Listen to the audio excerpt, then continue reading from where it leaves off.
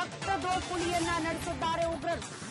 ಭಯೋತ್ಪಾದಕರ ಬೇಟೆಗೆ ಇದೀಗ ಭಾರತೀಯ ಸೇನಾ ಪಡೆ ಕೂಡ ಆಪರೇಷನ್ ಟಿಕ್ಕಾ ಹೆಸರಲ್ಲಿ ಕಾರ್ಯಾಚರಣೆ ಪ್ರಾರಂಭ ಮಾಡಿದೆ. ಇನ್ನು ನಿನ್ನೆ ನರಮೇಧ ನಡೆಸಿದ ಉಗ್ರರ ರೇಖಾಚಿತ್ರಗಳನ್ನ ಕೂಡ ರಿಲೀಸ್ ಮಾಡಲಾಗಿದೆ. ಮೂವರು ಉಗ್ರರ ರೇಖಾಚಿತ್ರಗಳನ್ನ ಬಿಡುಗಡೆಗೊಳಿಸಲಾಗಿದೆ. ಆಪರೇಷನ್ ಟಿಕ್ಕಾ ಹೆಸರಲ್ಲಿ ಉರಿ ಒಳಗೆ ನುಸ್ಲಿಕ್ಕೆ ಪ್ರಯತ್ನ ಮಾಡ್ತಾ ಇದ್ದ ಇಬ್ಬರು ಉಗ್ರರನ್ನ ಹೊಡೆದುರುಳಿಸಿದ್ದಾರೆ. ಆದರೆ ನೇರವಾಗಿ ನಿನ್ನೆ ಪಹಲ್ಗಾಮ್ನಲ್ಲಿ ನಡೆದ ಈ ದಾಳಿ, ಅದರಲ್ಲಿ ಭಾಗಿಯಾಗಿದ್ದ ಉಗ್ರರನ್ನ ಹುಡುಕುವ ಕಾರ್ಯ ಈಗಲೂ ಮುಂದುವರೆದಿದೆ. ರಿಪಬ್ಲಿಕ್ ಕನ್ನಡದ ಸ್ಕ್ರೀನ್ ಮೇಲೆ 3 ರೇಖಾಚಿತ್ರಗಳನ್ನ ನೀವೇನ್ ಗಮನಿಸುತ್ತಿದ್ದೀರಿ. ಶಂಕಿತ ಉಗ್ರರು, ಇವರಿಂದಲೇ ನಿನ್ನೆ ಪಹಲ್ಗಾಮ್ನಲ್ಲಿ ಹಿಂದೂಗಳ ನರಮೇಧ ನಡೆದಿದೆ ಅನ್ನೋದು ಪ್ರಾಥಮಿಕ ಹಂತದಲ್ಲಿ ಲಭ್ಯವಾಗ್ತಾ ಇರುವ ಮಾಹಿತಿ. ಅಲ್ಲಿನ ಪ್ರತ್ಯಕ್ಷದರ್ಶಿಗಳ ಮಾಹಿತಿಯ ಆಧಾರದ ಮೇಲೆ ರೇಖಾಚಿತ್ರವನ್ನ ತಯಾರು ಮಾಡಲಾಗಿರುತ್ತೆ. ಇವರ ಹುಡುಕಾಟಕ್ಕೂ ಕೂಡ, ನಿನ್ನೆ ನರಮೇಧ ನಡೆಸಿದ ಉಗ್ರರ ಹುಡುಕಾಟಕ್ಕೂ ಕೂಡ ಈ ರೇಖಾಚಿತ್ರ ಬಹಳಷ್ಟು ಸಹಾಯಕ ಆಗುತ್ತೆ. ಸದ್ಯಕ್ಕೆ ಸ್ಕ್ರೀನ್ ಮೇಲೆ ಗಮನಿಸ್ತಾ ಇರೋದು ಮೂವರು ಉಗ್ರರ, ನಿನ್ನೆ ಪಹಲ್ಗಾಮ್ನಲ್ಲಿ ದಾಳಿ ನಡೆಸಿದ ಉಗ್ರರ ಪೈಕಿ 3 ರೇಖಾಚಿತ್ರಗಳು. ಇದನ್ನ ಆಧಾರವಾಗಿಟ್ಕೊಂಡು ಇವರನ್ನ ಹುಡುಕೋ ಕಾರ್ಯ ಇದೀಗ ಮುಂದುವರೆದಿದೆ. ಇನ್ನು ಬೆಳಗ್ಗಿನಿಂದಲೂ ನಾನ್ ಸ್ಟಾಪ್ ಅಪ್ಡೇಟ್ಗಳನ್ನ ರಿಪಬ್ಲಿಕ್ ಕನ್ನಡದ ಮೂಲಕ ನೀವು ಗಮನಿಸ್ತಾ ಇದ್ದೀರಿ. ಈಗ ಆಲ್ರೆಡಿ ಪ್ರಧಾನಿ ಮೋದಿ ತಮ್ಮ ಸೌದಿ ಪ್ರವಾಸವನ್ನ ಮೊಟಕುಗೊಳಿಸಿ ಭಾರತಕ್ಕೆ ವಾಪಸ್ಸಾಗಿದ್ದಾರೆ. ನಿನ್ನೆಯೇ ಕೇಂದ್ರ ಗೃಹ ಸಚಿವ ಅಮಿತ್ ಶಾ ಶ್ರೀನಗರದಲ್ಲಿದ್ದಾರೆ. ಇವತ್ತು ಬೆಳಗ್ಗೆ ನಿನ್ನೆ ನಡೆದ ಉಗ್ರರ ದಾಳಿಯಲ್ಲಿ ಮೃತಪಟ್ಟವರ ಕುಟುಂಬಸ್ಥರ ಜೊತೆಯಲ್ಲಿ ಮಾತುಕತೆ ನಡೆಸಿದ್ದಾರೆ ಅಮಿತ್ ಶಾ.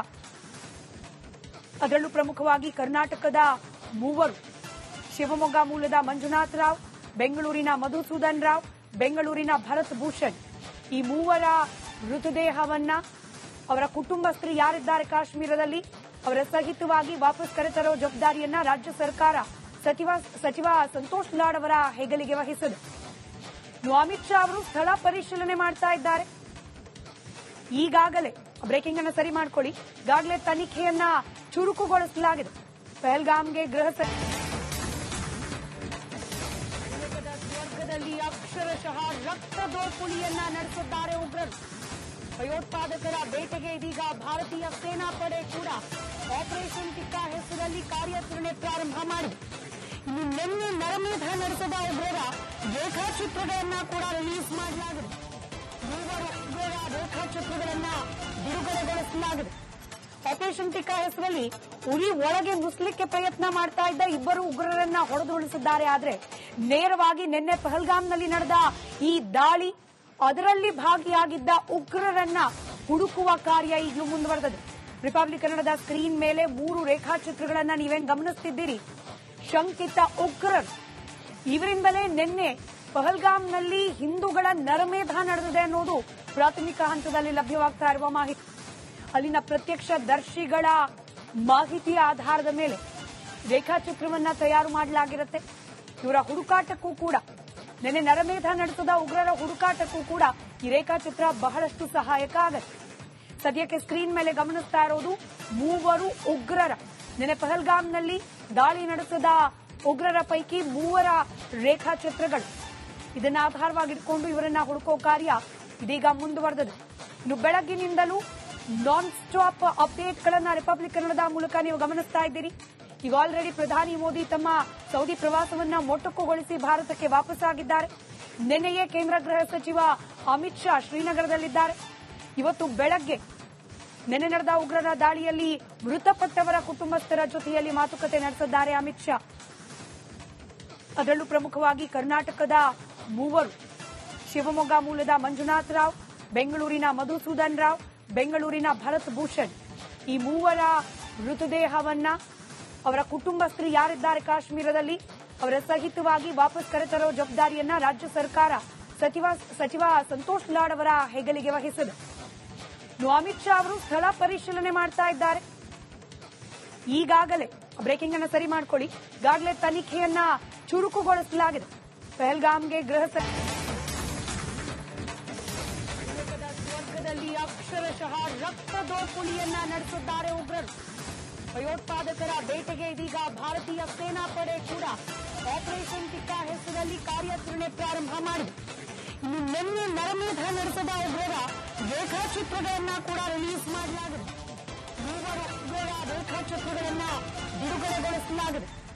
ಆಪರೇಷನ್ ಟಿಕ್ಕಾ ಹೆಸರಲ್ಲಿ ಉರಿ ಒಳಗೆ ನುಸ್ಲಿಕ್ಕೆ ಪ್ರಯತ್ನ ಮಾಡ್ತಾ ಇದ್ದ ಇಬ್ಬರು ಉಗ್ರರನ್ನ ಹೊಡೆದುರುಳಿಸಿದ್ದಾರೆ. ಆದರೆ ನೇರವಾಗಿ ನಿನ್ನೆ ಪಹಲ್ಗಾಮ್ನಲ್ಲಿ ನಡೆದ ಈ ದಾಳಿ, ಅದರಲ್ಲಿ ಭಾಗಿಯಾಗಿದ್ದ ಉಗ್ರರನ್ನ ಹುಡುಕುವ ಕಾರ್ಯ ಈಗಲೂ ಮುಂದುವರೆದಿದೆ. ರಿಪಬ್ಲಿಕ್ ಕನ್ನಡದ ಸ್ಕ್ರೀನ್ ಮೇಲೆ 3 ರೇಖಾಚಿತ್ರಗಳನ್ನ ನೀವೇನ್ ಗಮನಿಸುತ್ತಿದ್ದೀರಿ.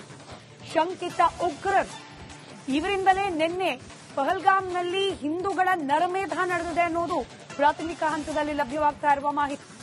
ಅಲ್ಲಿನ ಪ್ರತ್ಯಕ್ಷದರ್ಶಿಗಳ ಮಾಹಿತಿಯ ಆಧಾರದ ಮೇಲೆ ರೇಖಾಚಿತ್ರವನ್ನ ತಯಾರು ಮಾಡಲಾಗಿರುತ್ತೆ. ಇವರ ಹುಡುಕಾಟಕ್ಕೂ ಕೂಡ, ನಿನ್ನೆ ನರಮೇಧ ನಡೆಸಿದ ಉಗ್ರರ ಹುಡುಕಾಟಕ್ಕೂ ಕೂಡ ಈ ರೇಖಾಚಿತ್ರ ಬಹಳಷ್ಟು ಸಹಾಯಕ ಆಗುತ್ತೆ. ಸದ್ಯಕ್ಕೆ ಸ್ಕ್ರೀನ್ ಮೇಲೆ ಗಮನಿಸ್ತಾ ಇರೋದು 3 ಉಗ್ರರ, ನಿನ್ನೆ ಪಹಲ್ಗಾಮ್ನಲ್ಲಿ ದಾಳಿ ನಡೆಸಿದ ಉಗ್ರರ ಪೈಕಿ 3 ರೇಖಾಚಿತ್ರಗಳು. ಇದನ್ನ ಆಧಾರವಾಗಿಟ್ಕೊಂಡು ಇವರನ್ನ ಹುಡುಕೋ ಕಾರ್ಯ ಇದೀಗ ಮುಂದುವರೆದಿದೆ. ಇನ್ನು ಬೆಳಗ್ಗಿನಿಂದಲೂ ನಾನ್ ಸ್ಟಾಪ್ ಅಪ್ಡೇಟ್ಗಳನ್ನ ರಿಪಬ್ಲಿಕ್ ಕನ್ನಡದ ಮೂಲಕ ನೀವು ಗಮನಿಸ್ತಾ ಇದ್ದೀರಿ. ಈಗ ಆಲ್ರೆಡಿ ಪ್ರಧಾನಿ ಮೋದಿ ತಮ್ಮ ಸೌದಿ ಪ್ರವಾಸವನ್ನ ಮೊಟಕುಗೊಳಿಸಿ ಭಾರತಕ್ಕೆ ವಾಪಸ್ಸಾಗಿದ್ದಾರೆ. ನಿನ್ನೆಯೇ ಕೇಂದ್ರ ಗೃಹ ಸಚಿವ ಅಮಿತ್ ಶಾ ಶ್ರೀನಗರದಲ್ಲಿದ್ದಾರೆ. ಇವತ್ತು ಬೆಳಗ್ಗೆ ನಿನ್ನೆ ನಡೆದ ಉಗ್ರರ ದಾಳಿಯಲ್ಲಿ ಮೃತಪಟ್ಟವರ ಕುಟುಂಬಸ್ಥರ ಜೊತೆಯಲ್ಲಿ ಮಾತುಕತೆ ನಡೆಸಿದ್ದಾರೆ ಅಮಿತ್ ಶಾ. ಅದರಲ್ಲೂ ಪ್ರಮುಖವಾಗಿ ಕರ್ನಾಟಕದ 3, ಶಿವಮೊಗ್ಗ ಮೂಲದ ಮಂಜುನಾಥ್ ರಾವ್, ಬೆಂಗಳೂರಿನ ಮಧುಸೂದನ್ ರಾವ್, ಬೆಂಗಳೂರಿನ ಭರತ್ ಭೂಷಣ್, ಈ 3 ಮೃತದೇಹವನ್ನ ಅವರ ಕುಟುಂಬಸ್ಥರು ಯಾರಿದ್ದಾರೆ ಕಾಶ್ಮೀರದಲ್ಲಿ ಅವರ ಸಹಿತವಾಗಿ ವಾಪಸ್ ಕರೆತರೋ ಜವಾಬ್ದಾರಿಯನ್ನ ರಾಜ್ಯ ಸರ್ಕಾರ ಸಚಿವ ಸಂತೋಷ್ ಲಾಡ್ ಅವರ ಹೆಗಲಿಗೆ ವಹಿಸಿದೆ.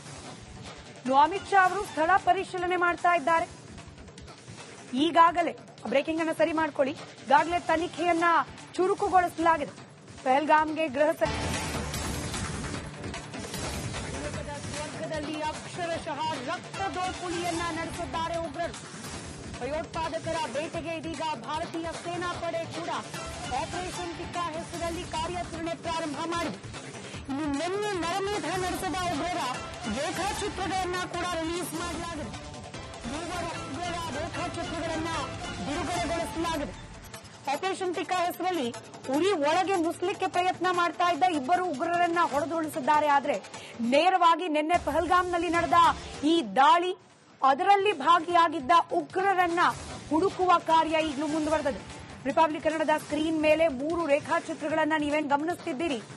ಶಂಕಿತ ಉಗ್ರರು, ಇವರಿಂದಲೇ ನಿನ್ನೆ ಪಹಲ್ಗಾಮ್ನಲ್ಲಿ ಹಿಂದೂಗಳ ನರಮೇಧ ನಡೆದಿದೆ ಅನ್ನೋದು ಪ್ರಾಥಮಿಕ ಹಂತದಲ್ಲಿ ಲಭ್ಯವಾಗ್ತಾ ಇರುವ ಮಾಹಿತಿ.